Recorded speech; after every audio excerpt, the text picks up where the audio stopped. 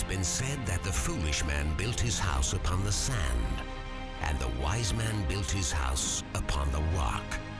Well, the wise fantasy football player builds their house upon the ultimate draft kit from the Fantasy Footballers. Full projections, video profiles, tier breakdowns, risk ratings, while you watch other teams comically topple over like a clown with poor balance.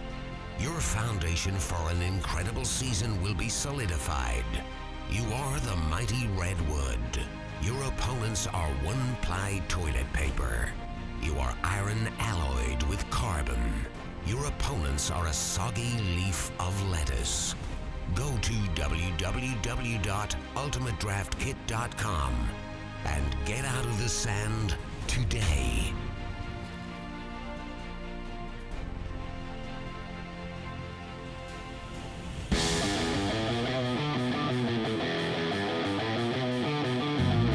Welcome to the Fantasy Footballers Podcast, coming to you from the FantasyJocks.com studios with your hosts, Andy Holloway, Jason Moore, and Mike Wright.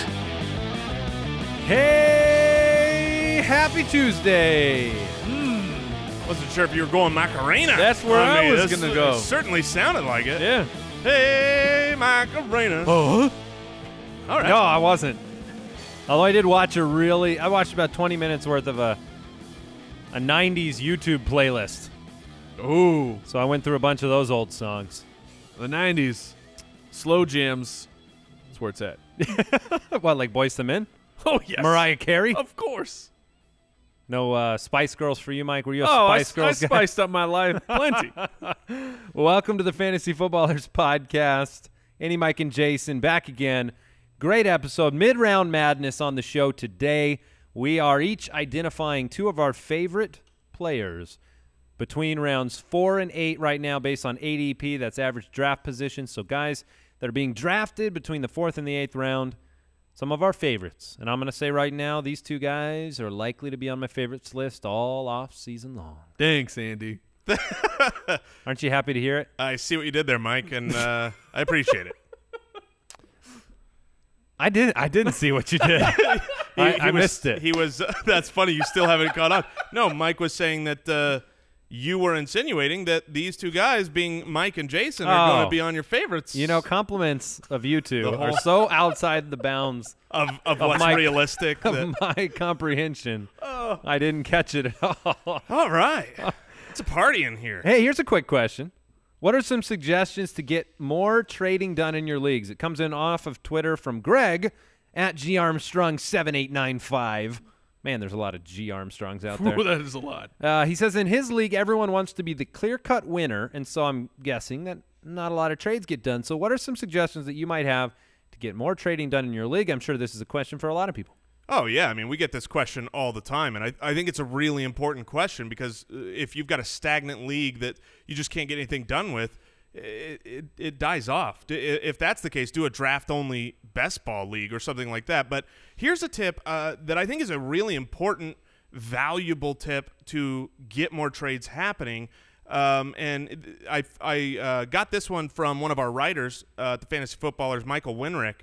He brought up the fact that usually when you have a lot of trades going, it's because there's needs. There's needs to plug on certain teams. So let's say you're in a 10 team league and you've got the normal starting roster. Everyone's good. And so if you want to incentivize having more trades, have a deeper starting roster. Maybe add a flex position or something like that to where more players in the player pool are actually active. And then you can see certain teams going, I need more depth. I need to do one of these 2-for-1s, or I need a star. I've got the depth. That's one way I think that could help leagues that have a major problem with it get over it, and they might just enjoy the strategy of having an extra flex position regardless of trades.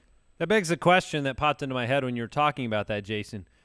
Would that stand to reason that having DL spots hurts the potential for more trades? You mean IR spots, Mr. Baseball? Oh yeah, I was talking baseball. IR spots.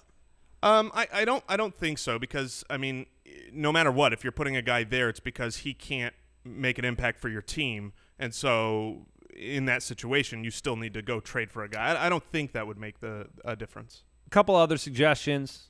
I don't traditionally believe that the trade blocks that are in the different systems tend to work.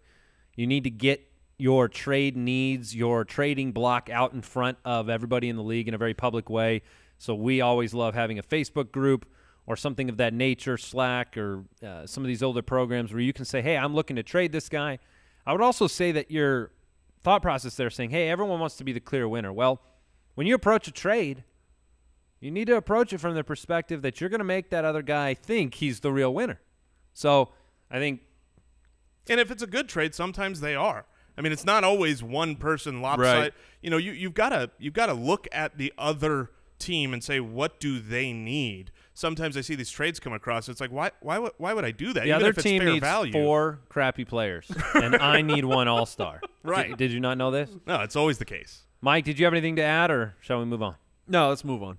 Okay. Did you guys have a good weekend? Spectacular Oh, man. weekend. Anniversary weekend, 12 years with me and my what? beautiful wife, Tiffany. Congratulations. Thanks. That sounds fun.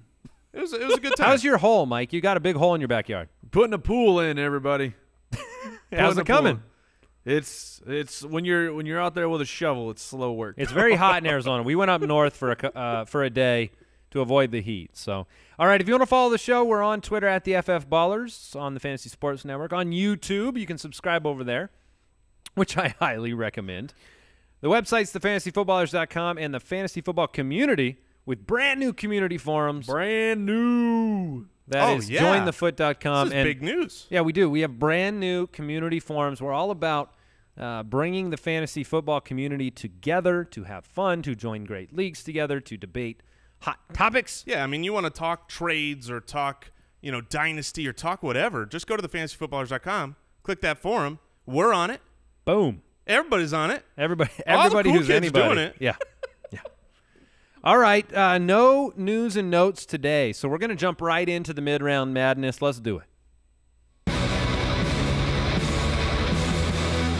This is blasphemy. This is madness.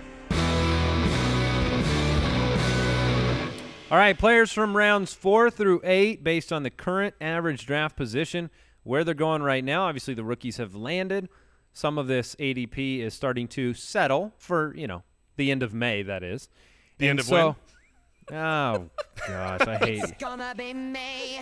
So, interestingly, last year, Frank Gore was on Jason's list of mid-round madness favorites. Now, I'm going to read to you what Jason wrote last year.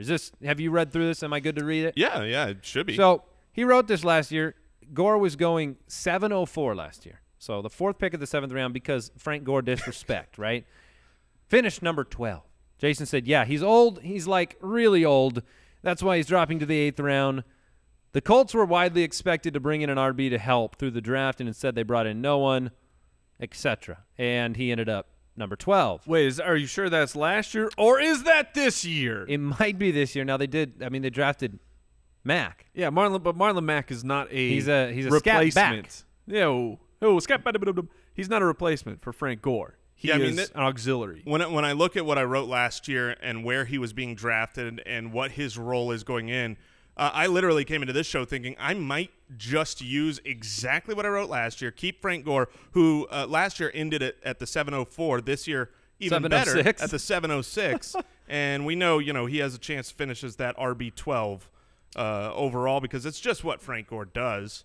He's a great value in the 7th round. Here's what I'll say. And the argument against Frank Gore, everything you would try to argue against Frank Gore, you're going to be 100% right about. He's very old, and he's not elusive. In fact, according to Pro Football Focus's elusive rankings, he was the second worst, least elusive player in the league behind Dwayne Washington. So Frank Gore is all of what you say he is, but the thing is he'll finish 12. Right, he still did last year with that rating. He was still not any of the things that you thought you wanted in a running back, and yet finished 12. So he's not one of the picks this year. I just had to highlight it because I'm going to put Jason on the spot to kick this off. Ooh, and all obviously, he hit a home run on Frank Gore last year, so he's going to hit a home run for you on Not only am I going to hit a home run last year on Frank Gore at the 704, But this year's mid-round madness is also being drafted at the 704. For now. Is it fate? Or is it Joe Mixon? Joe Mixon, to me, is a guy that is a great mid-round value guy right now. If you want to draft a rookie, you want to draft a rookie running back, because those are the positions that every single year you end up with, one or two multiple top running backs. You had Jordan Howard and Ezekiel Elliott this last year. Now, sometimes it costs you that first-round, second-round value, like with Ezekiel Elliott. And you're going to get that this year. If you want Leonard Fournette, he's going in the third round. But, I mean, people are like, well, is he going to catch passes? Is that offense going to be any good? We know he's going to get the ball, and I like him a lot. But my number one, projected running back when I was finished doing all the stats for rookies was actually Joe Mixon. He was ahead of Christian McCaffrey and ahead of Leonard Fournette. All the news right now seems to be that they are intending to make him the leader of the group there. You've got Gio Bernard coming off his ACL and Jeremy Hill coming off 2 years in a row of really ineptitude if he's not on the 1 yard line, and they're not happy with him. They had to ask permission to the owner to take the risk to put themselves out there in the second round to get Joe Mixon. They are, as a team, invested into Joe Mixon. Talent-wise, nobody denies that Joe Mixon is extremely talented. And when I look at the 7th round, okay, I got 6 other guys already on my team. I don't – if he ends up just being in a 3-way timeshare, what? But his upside is – as a top 10 running back. Let me put you on the spot here, though, because it's not realistic if things trend the way they do for Joe Mixon to be 704. So how much do you stand by Joe Mixon if he slides all the way up to barely being in this mid-round madness? What if he's a late 4th-round pick? What if he's a mid-4th-round pick? How comfortable would you be? Because I believe it's unrealistic to think 704 is where Joe Mixon's going to go if off-season camp and preseason say, hey, Joe Mixon's going to have a big role. And you made all the right points because Gio Bernard's coming off the ACL. He's got a bit part. Mixon can catch the ball. Everything's trending that way. I will agree with that. I mean, right now he's going a round or two behind Ty Montgomery, Rob Kelly, Bilal Powell, Mike Gillislee. He'll probably jump ahead of those guys. He certainly will. So the question to me is where is he still a value? And I would say what you said, Andy, the back of the 4th, to me, basically, if I've got 4 other really good players, which, if you're at the back of the 4th, you can make that determination to use that, after the turn where you're getting an early 5th-round pick. I would put enough stock in Joe Mixon's talent to say I'm taking that risk because the upside is what you're not finding from most other backs, round 5 and on. Even a Frank Gore, maybe he can be that RB1 or near there, but he doesn't have that upside to say, wow, he took over the league. He came in and pulled a David Johnson or a Jordan Howard or whoever. Leonard Fournette, Joe Mixon, let's say they're both handed the keys to the castle. You're sitting there, beginning of the 4th, they're both on the board. Who are you taking? If they're both handed the keys to the castle, I'm definitely going with Joe Mixon because you have a much better proven offense that every year has high-value running back fantasy production, and if it ends up being all in one person, then it's a clear winner. All right, I guess I'll go now. I'm going to go with Terrelle Pryor. Jason, you probably don't know this. I have an affinity for Terrelle Pryor. Well aware. Going at 405 right now, there are some wide receivers. By the way, that's the 21st wide receiver off the board, so it makes sense for me, somebody who has him ranked much higher than 21, to like him in the middle rounds. Now, there are some wide receivers going ahead of him that I like less, like Keenan Allen, Tyreek Hill, Devontae Adams, Sammy Watkins, DeAndre Hopkins. I would take Pryor over all of those guys. I'm going to make the case. I'm going to make it a little different way to you. Sure. Because for some reason I just feel like I'm always talking to you with Terrelle Pryor. But here's the reality to me. We've talked all about the target share was very high in Cleveland. And we will concede that reality. It's 140 targets, and Jason's done a good job of breaking down why he does not believe Terrelle Pryor will get another 140 targets. I agree with Jason that he won't.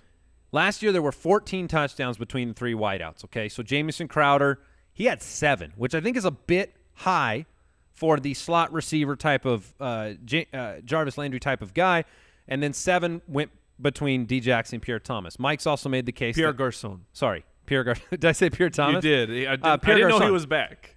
Mike's also made the strong case. 4,900 plus yards for Cousins.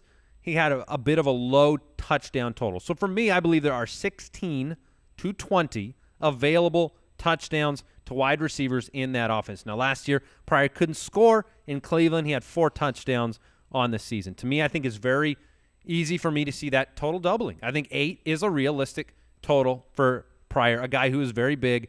You look at his player profile or comparison, it's Dez Bryant. These two guys are built the same, both dominate at the slot route.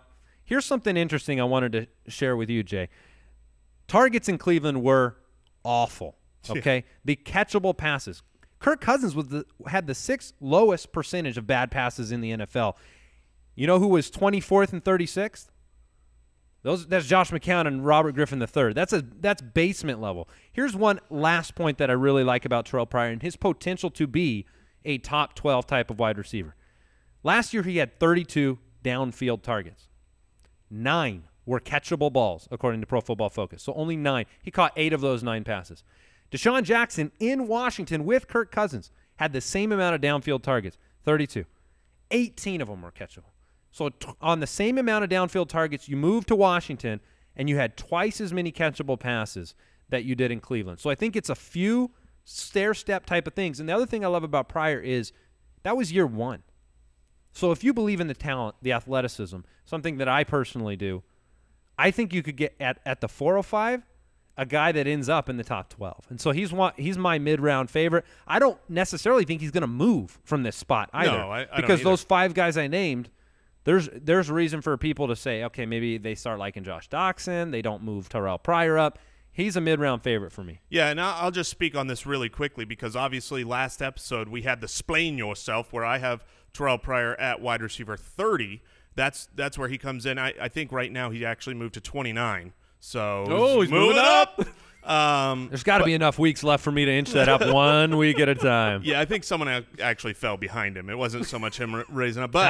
But what I want to say, which is in defense of Terrelle Pryor, is those are the projected rankings of what I truly believe will happen, but they don't take into account the upside. And what you just described is the upside. He can certainly, if his touchdown total were to double, he has the talent to do something that other guys that might be in that same 30 range, they don't have the talent to say, oh, well, you can be a top 10 wide receiver. Terrelle Pryor certainly has that talent physically. So if you want to take that shot on him there, then your case holds water. Now, what is the saying? We're going to move to Mike. Fool me once, shame on you. Yeah. Fool me twice. You can't shame a shamer. I believe. Mike like has that. decided to re-roll 3 times, right? Well, he's re-roll. Is this year 3 you're saying? Well, it's not very possible. I mean, believed in him all 3 years. Yeah, you've choosing wrong. I'm jumping back on the Ameer Abdullah Express. How much of that is so you can play the sound effect with your mouth? play it with my mouth. So you're going Ameer Abdullah, 607 right now in ADP. The nice thing about Abdullah are when you jump on Expedia, the tickets, the cost of the tickets has come down. People have been a little bit disappointed at what Ameer Abdullah has offered. And I cannot dispute that things have been a little bit disappointing for Ameer. Yeah, because you paid big money for that train last time, and it took you into the mountains, right, where it shot you. But the thing about Ameer Abdullah is, by you guys as well now, Ameer Abdullah, for whatever reason, is now injury-prone. And when you think of Ameer Abdullah, you go, well, that guy, he gets hurt all the time. He didn't miss a single game in college. He played all 16 games as a rookie. He just missed last year. He had an unfortunate foot injury, and he got knocked out for the whole year. So it's bizarre to me for when a guy like that has been proven with workload that all of a sudden he's injury prone, and I think it's just because how big he is. He's not the prototypical 220 type of running back. He is a little bit undersized, but they don't use him. Year 1 was the fumbleitis. Year 1 was 4 fumbles, 2 lost. had to keep leaving the field because of that. And so it just there was Joique Bell was also there, and he was still the veteran who was getting the workload and everything. You're right. Things are a lot different now for Detroit. It's Ameer Abdullah and now his name Theo is Theo Riddick. They've upgraded their offensive line. They brought in free agents Ricky Wagner, who was considered by a lot the best right tackle in free agency. TJ Lang is going to play guard. They did not draft a running back.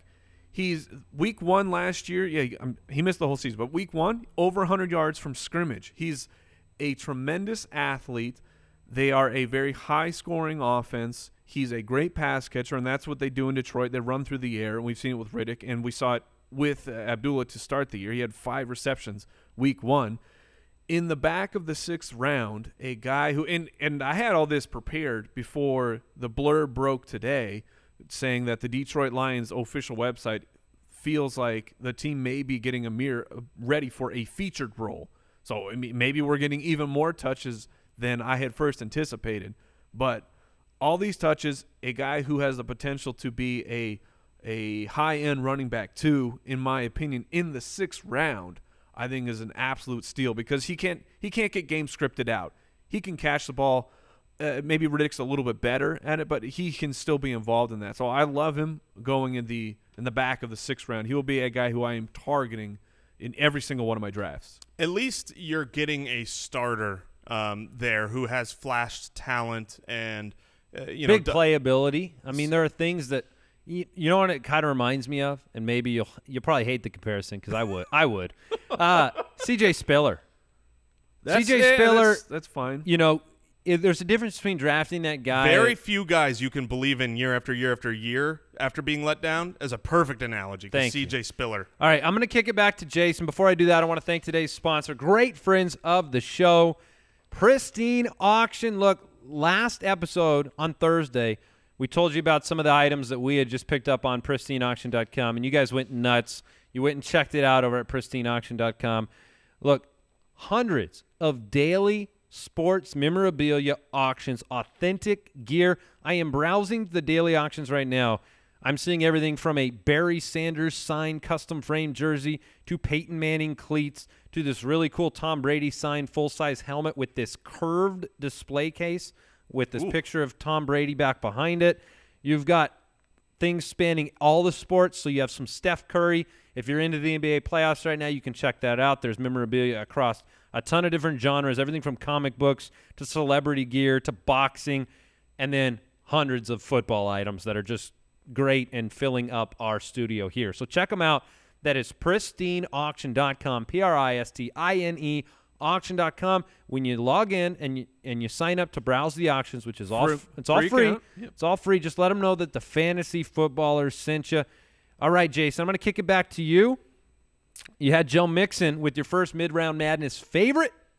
And now I'm going to go the opposite approach, which is my normal approach when it comes to mid-round. Definitely not a rookie. And go for the old man. Because usually, I mean, just like last year with Frank Gore, it's the old people who get it done year after year after year, but once they hit a certain age, which is usually around that 30 if you're a running back or a wide receiver, you just start getting disrespected.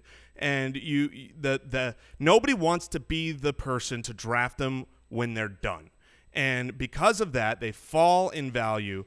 Can I go ahead and interest you in last year's wide receiver 11, who was the year prior's wide receiver 7? Okay, 2 years in a row he has been a top 12 wide receiver. 7-11. And he's open all the time, man.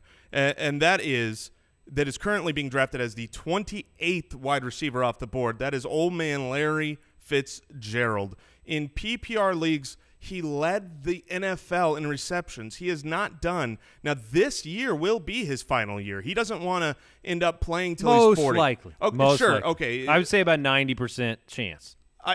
I would say 99, but sure. Regardless, he is not done. As far as when you watch the film and you see, okay, has he lost it? Has he lost his ability to really go out there and game, to ball? He has not. He led the league last year with 107 receptions. He had 109, the year before. This guy's a PPR machine. And here's an interesting thing that is very silly but also very real. Now, I'm not giving fantasy analysis here. You're actually putting this on the show. I am putting this on the air because it's fascinating to me. I'm not calling for it. What are we going to do?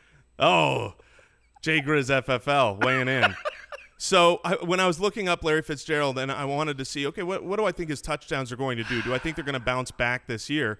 Because last year, even though he was still a wide receiver one, he only had 6 touchdowns. But every other year of his career, dating all the way back to rookie season, if it's an odd year, he's over 8. He averages 10, and in the even years, he averages 6. So I'm just saying it's time for a bounce back. It's 2017. It's odd. Larry Fitzgerald, he's got no Michael Floyd. He has to be used in this offense, and he's being drafted right now as a wide receiver 3 in PPR. Those were the PPR ADPs. Well, and it's an odd year. Exactly, Andy. No, look, when you bring up Larry Fitzgerald Miss as Cleo advice, 28th wide, well, he's had his dreams before that he shared with us, so that we'll just throw that in there. Look, you look at 28th wide receiver off the board for Larry Fitzgerald at 5'11", and the 21st wide receiver off the board, Terrelle Pryor, at 405. I don't see a good justification not to take Larry Fitzgerald over Terrelle Pryor in that situation. You save a round and a half, and you get a player that's finished in the top 12 2 consecutive years. That's a PPR monster. And most of his career as well. That scored double-digit touchdowns, I believe, 5 times in his career. Might be more than that. Well, how many odd years has he played? Oh, goodness. That's the question. Oh, goodness. All right. We'll move on from Miss Cleo. I'm going with Andrew Luck. I'm going with Andrew Luck, and it is a rarity, if you've listened to this show, for a quarterback's name to drip off my lips as a guy to draft. And Andrew Luck's it's shocking. Andrew Luck is going at 501, the 4th quarterback off the board, and I'm telling you, I'm finally willing to take an earlier than normal quarterback, a potential number 1 quarterback in round 5. I'm not paying the Rodgers, the Brady, the Ryan premium. I'm getting Andrew Luck here in the 5th round, and I'm going to make a point to you. Now, I believe Drew Brees is going at 508. So you might say, hey, why don't you pick Drew Brees? He's a little bit better value. He's always in that top 12. I'm going to tell you why. Because he's a sure thing every single week. Andrew Luck is matchup proof. When he's played against top defenses, Houston, Kansas City, Denver, Seattle, as good if not better performances fantasy-wise. He is home and away proof. In his 5 years, he is exactly the same pretty much between home and away. And I mean like down to like percentage points. He is beginning and end of the season proof. If you compare how he starts and how he finishes, same production. I don't think you see a quarterback that is the better combination of value in the draft with consistency week to week, the kind of every single week you're going to outperform your opponent unless they're wielding an Aaron Rodgers or maybe a Tom Brady on the right week. I just think this is the year where I am all in on Andrew Luck. And just to add a little bit more fuel to that fire, you throw out his injury-plagued year, right? The final ranking on that year is inconsequential because he didn't play half of it. In his 4 healthy years, he's finished 10th, his rookie year, then 6, 1, 4. So there's my case. I think at 501, I'm finally ready to do it. I want that stalwart quarterback, and he's the only one I'm willing to spend that pick on unless I'm going to wait on an Andy Dalton or a Phillip Rivers or somebody later in the draft, Matthew Stafford. But for me, Andrew Luck, mid-round, target, I think he's going to be that for me all offseason unless he starts climbing up the rankings. And he's got, look, you got Kamar Aiken coming in there, a healthy Dante Moncrief for now, and T.Y. Hilton, who he's absolutely, since Hilton's been in the lineup, he's dominated with T.Y. Hilton. And, Philip Dorsett said he's a new and improved Philip Dorsett today. Philip Dorsett is of no consequence. No, he's not. But what do you guys think about Andrew Luck? I think that, Andrew Luck has finished as the quarterback 1 before, and he won people fantasy championships when he did that. If you are grabbing Andrew Luck in that 5th round and he ends up as that number 1 quarterback, then you will be right. We have talked about Aaron Rodgers in the back of the 3rd before. Right. And for me, I would disagree. I've got a 3-point total on the year difference in how I'm projecting him and Russell Wilson, who Russell Wilson's going 2 rounds later, and that's probably If I were to pick a mid-round madness quarterback, it would be Russell Wilson.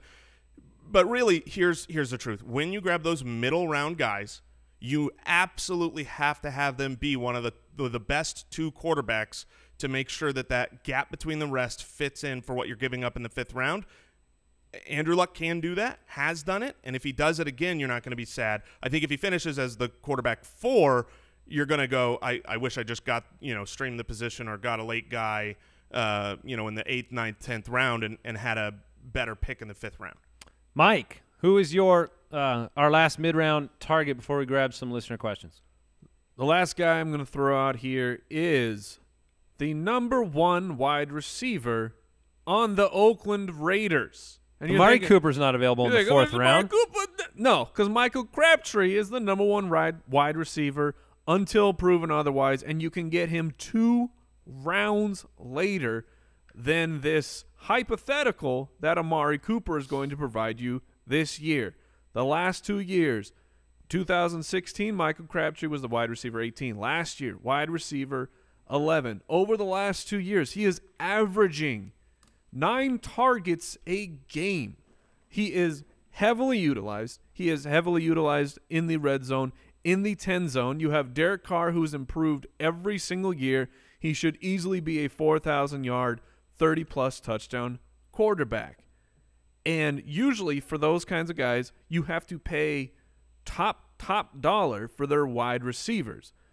But the general public thinks that's Amari Cooper. And to me, I'm just going to hold back and say, fine, I will take Michael Crabtree. I will take the guy who has proven it for multiple years. And I'm making jokes about Amari Cooper. He certainly could take that jump.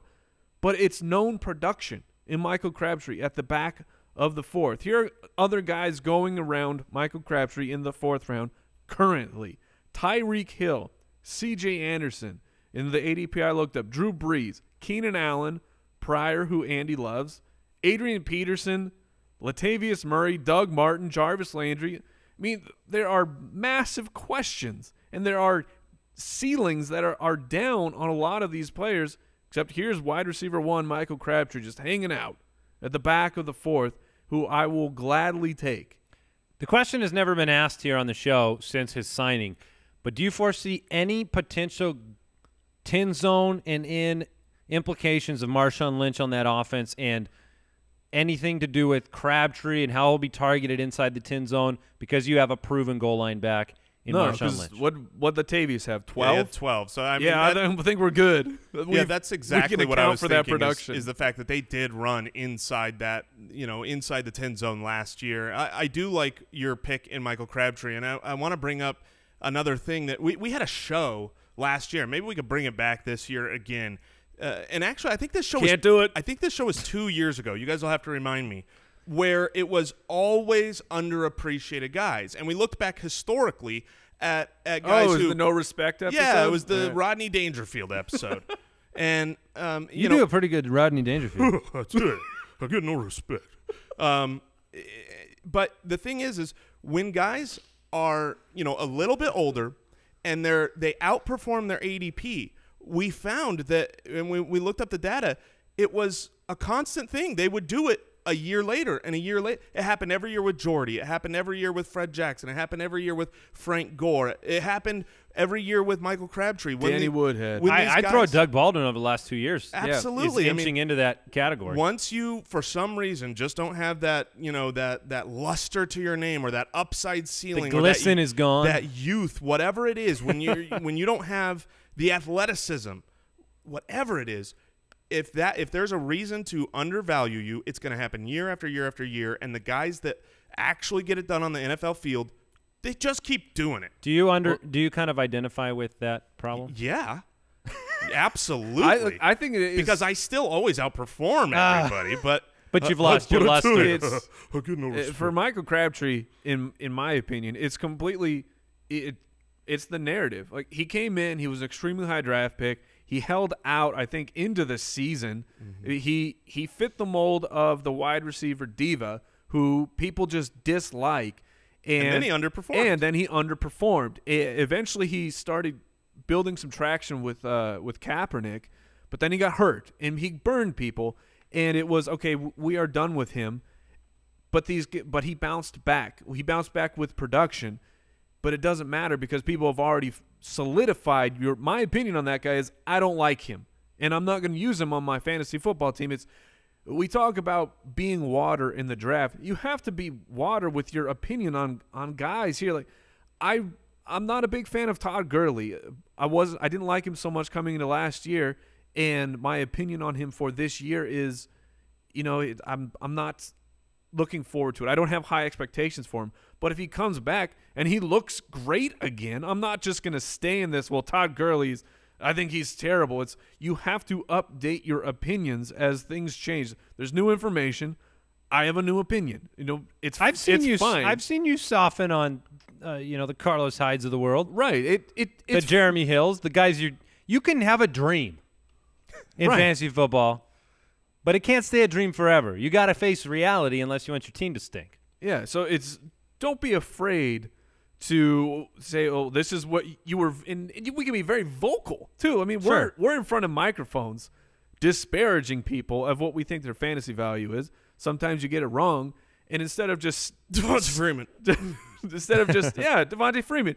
And I'm on board. Sure. I think Freeman's great now. And I don't just sit in my filth and not change it. Do you think I get a fresh By the way, diaper. do you think Freeman and Cousins, either of them sign an extension this offseason? I think Devonta Freeman does sign. Freeman I'm going to does. go on record. I'm going to project a Kirk Cousins extension this offseason. It wouldn't I think it's going to happen. Can they? Yes, Wait, they can. yes, they July can. 15th is The kind of 49ers can extend Oh, Kirk Cousins right. this year? That blows me away. Stop it. All right, Joe Mixon, Larry Fitzgerald, Terrelle Pryor, Andrew Luck, Ameer Abdullah, the Abdullah Express, and Yes. Michael Crabtree. An honorary Frank Gore. Yeah, I was saying I've got an honorary one too at 6'11". Golden Tate is an honorary. It was selection. between him and Fitz for me. They're Yeah, replicas. if I had 3 picks, Tate would have been in there. So we're gonna answer some listener questions. Mailbag. Yeah. Well done, Mike. Thank you. Well done. Some people, they wonder, are the mailbag drops live? They're all live. Every time. Always. We got to upgrade. We're almost to 400 shows. Only and the they're all mailbag. Only the mailbag vocals are live. I want every time we do a mailbag. Oh, you him want the guitar to I want come him out? to have to pull out a guitar on his Oh, lap. then I'm going to need a full band. Well, Can we get a house band that just they sit there in case we Do do you want mailbag? like a late night show? Something Yes. you can riff on? Yes. Brooks plays guitar, just so you know. Oh well, this is Brooks happening. plays guitar. He should be pulling it out over there. He strikes me as a saxophone. You know, man. a lot of people Can we get the Roots in for like one The show? Roots. That would be so sweet. That would be awesome. just take over the mics, guys. A lot of people have been saying on YouTube, I wonder what Brooks looks like. You'll never know. What's Paul Giamatti? Paul Giamatti. Oh man. Come on, man. We're going to keep throwing actors out there, but they're all going to be ugly. All right. If you have a question for the Fantasy Footballers podcast, go to the website, thefantasyfootballers.com. Go to more, click the submit a question button, or you can dial our voicemail hotline. We love voicemails. They're great. Just call us, 302-464-TFFB. Leave us a voicemail. It's even better if you mess up the first time and then you fix it on your second call. All right. Here's a question from Steven in Oceanside, New York City. New York I don't City. think it's Oceanside, New York City. I think it's Oceanside. Oh, I New meant, yeah, York. you're right. You got it. Nailed it. I just kind of wanted to say city. Our commish left last year, but now he wants back in. Ooh. As of right now, the deal on the table is to bump from 12 to 14 teams, but roughly half the league doesn't like it. The other option is to not bring him back altogether and put him on the waiting list. Our old commish also refuses to renew the league if he does not get back in. Come on, man. Blackmail. What should we do? So I liked everything about trying to get him back in until I found out what you were doing. I'm fine with the expansion, but the league has to be on board. Yeah, at least the especially majority. If this is a Yeah, long I mean, you time left. league. But You left do- the league. You do not negotiate with terrorists. I love Oh, Michael Keaton. But I mean, I was fine with Andy. If he wants back in, we all make mistakes. Sometimes you leave a league, you're like, oh man, that league was great. I need to get back in there. But you cannot threaten them.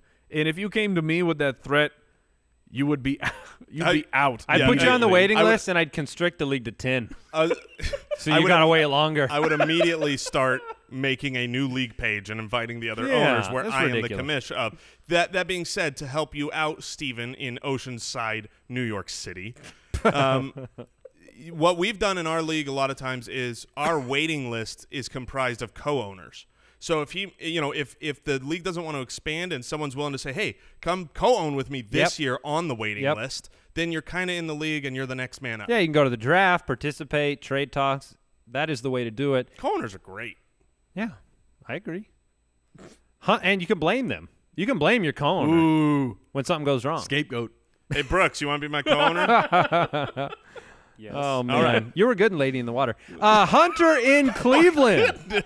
So my league is a bunch of college student athletes, and we like to do our draft before everyone goes off to camp, a.k.a.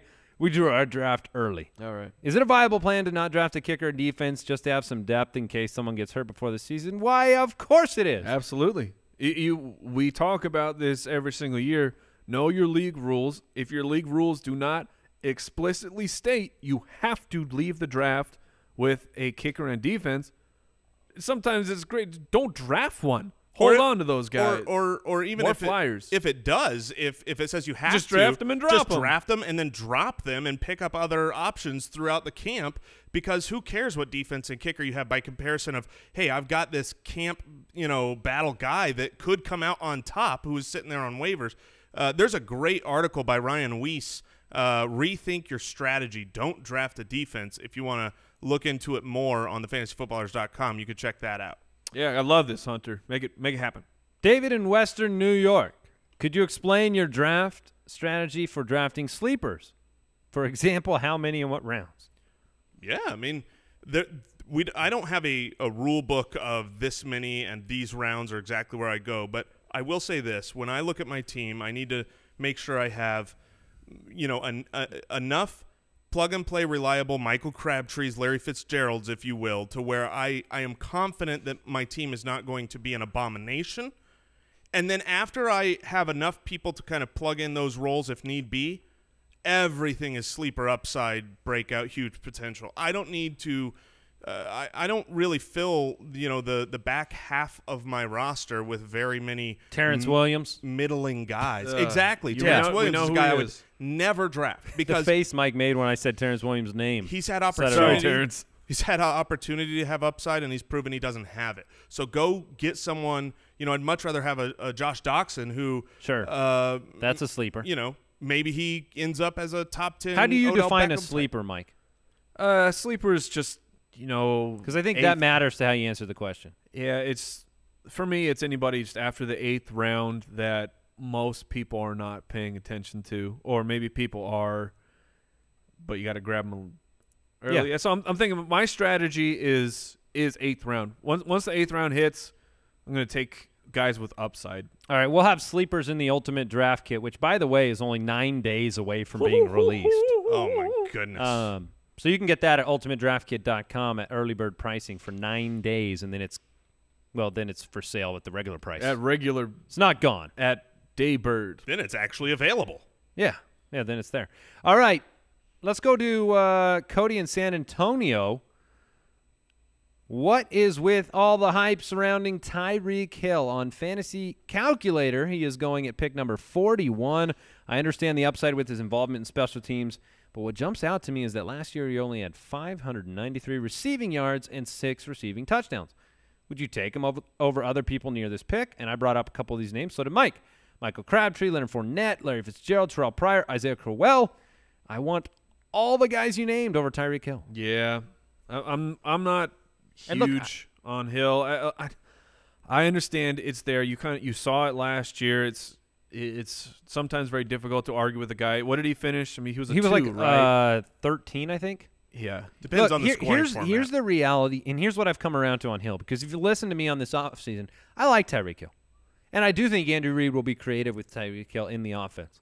But the Kansas City offense, it only has so much oomph, right? If you had this kind of production from Tyreek Hill and he was playing for the Green Bay Packers, and you told me you're going to get him more involved, I could believe you easier because I know that the volume, the passing volume, the involvement, it would be – look, you could have a quarterback controversy in Kansas City this year. I'm not projecting it. Alex Smith has been solid, but the solid Alex Smith hasn't been enough for that team.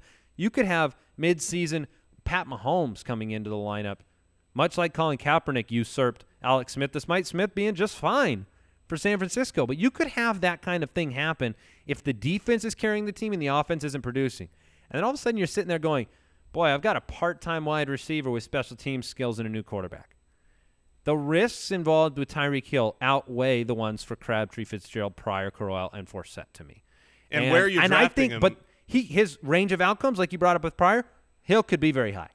If he gets more passing yardage, he could be very high. Yeah, the problem I have, I've shared my strategy in the past that I don't go risk in those first few rounds. Right. The reason why is because when you're grabbing a guy who is being drafted as the 15th positional player off the board, they basically have to come in at that level in order to not be a disappointment. So that's why I go the lacking risk route, so that I can hedge my bets on the disappointing early round guys and then swing for the fences as my draft goes on and my roster's safe. I mean, you have two rushing touchdowns, 68 yards, 70 yards.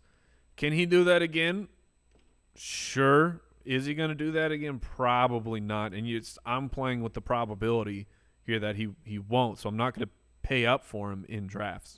Mike's also made the point that if you don't get points for special teams touchdowns credited to your player, which our league does, a lot of leagues do, a lot of leagues don't, that could have an effect on where you actually value Tyreek Hill. Obviously, if you're in a return league, well, then I draft him there. Tyreek Hill might be a top 5 wide receiver in that league. Here's a question from Oscar in the Philippines. Oh, bonjour. Having a 2-quarterback league, how early do I take my first and even my second quarterback? Love your podcast, year-round listener. Well, thanks for listening, Oscar. Yeah. All right, 2-quarterback league. Well, you hear us talk about late-round quarterbacks, but that all changes in a 2-quarterback league. Yeah, well, a little bit. For me, it opens the door to you could take a quarterback in the first, and I'm okay with it. I still personally prefer, Alev, DJ, Zeke, even those elite wide receivers. I'm still going to take them over my first quarterback. But the way I handle this is I want a known quarterback. I want at least one of them. He doesn't have established. It doesn't have to be Aaron Rodgers. It can be Phillip Rivers. It can be one of these guys who are a little bit later in the QB1 pecking order. But then later on in the draft, I'm going to take a second, a third, and maybe even a fourth, because your streaming goes out the window. That strategy is just not available as readily. There's still going to be people showing up on the waivers that you can pick up if you want, but you most likely just want to make sure you're taking a platoon of guys that you can play the matchups with. Yeah, I would say that's the biggest strategy change for me.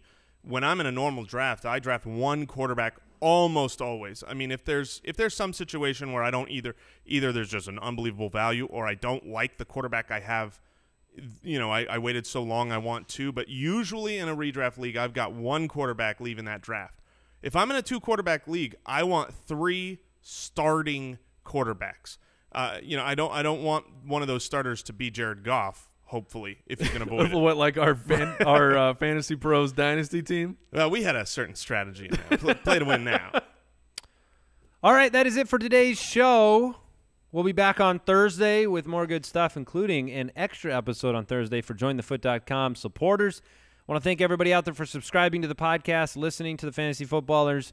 We're here all off season long, and it's going to be a great 2017. So hopefully this show helped you out, got you some mid-round targets as well, and we will be back very, very soon, guys. Any parting words? Well, if you've ever thought, hey, how do I interact with these guys live in real time? We have a live stream. What is it, this Thursday? Brooks? Oh, yeah, this Thursday. This Thursday, and that's available to people if you go check out jointhefoot.com. That's how, listeners help keep the show going, help support the show, and you get cool things like that, like a live stream with us. Also, check out fantasyjocks.com if you want to grab a trophy. The promo code is Footballers. Goodbye. Goodbye. Thank you you for listening to another episode of the Fantasy Footballers Podcast. Join our fantasy football community on jointhefoot.com and follow us on Twitter @TheFFBallers.